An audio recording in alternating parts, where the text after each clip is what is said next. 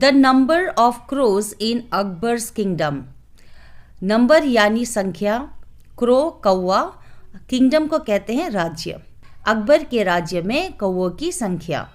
चलिए इसका सीखते हैं ट्रांसलेशन और सुनते हैं इस स्टोरी को हिंदी में। Akbar and Birbal were taking a stroll in the Kings garden one pleasant morning. Stroll का मतलब होता है टहलना, ओके। अ गार्डन बगीचा, प्लीजेंट का मतलब होता है सुहानी। तो Akbar and Birbal way taking a stroll in the Kings garden one pleasant morning.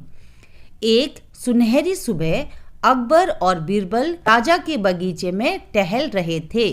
Akbar saw the crows in his garden and wondered how many crows there are in his kingdom. Akbar ने अपने बगीचे में कौवों को देखा और सोचा कि उसके राज्य में कितने कौवे हैं, ठीक है। Birbal gave it some thought and said that there are 90,249 crores in the kingdom. Thought यानी सोचना, some thought यानी कुछ सोचना, ठीक है। बीरबल ने कुछ सोचा और कहा कि राज्य में 90,239 कौवे हैं। अमेज्ड का मतलब होता है चकित होना। क्विक यानी बहुत जल्द, है ना, बहुत फास्ट। रिस्पॉन्स यानी प्रतिक्रिया। चलिए इसको ट्रांसलेट करते हैं। Akbar was amazed by his quick response and ask him. Akbar की त्वरित प्रतिक्रिया से अकबर चकित होकर उससे पूछा, What if there is a higher number of crows than the number you have mentioned? Mentioned यानी बताना, ठीक है। तो क्या होगा यदि आपके द्वारा बताई गई संख्या से अधिक संख्या में कौवे होंगे? बीरबल रिप्लाइड, बीरबल ने उत्तर दिया, Then crows from the neighboring kingdoms must be visiting. Birbal ने उत्तर दिया कि अगर ऐसा होगा तो पड़ोसी राज्यों से कौवे आते होंगे। ये बीरबल ने अकबर को जवाब दिया। Then Akbar asked, What if the number is fewer than what you mentioned? Fewer यानी कम, ओके।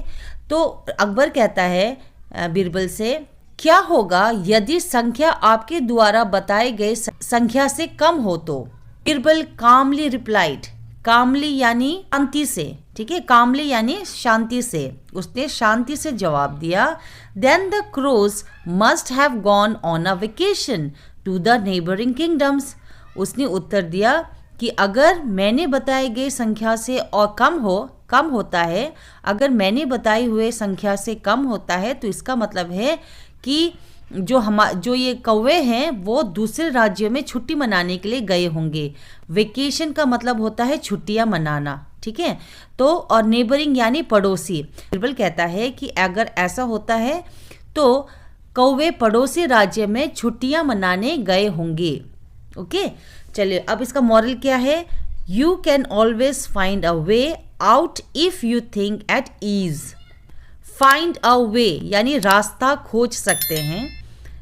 ईज का मतलब होता है सहजता, है ना। थिंक यानी सोचना। तो इसका ट्रांसलेशन होगा, यदि आप सहजता से सोचते हैं तो आप हमेशा एक रास्ता खोज सकते हैं, ओके।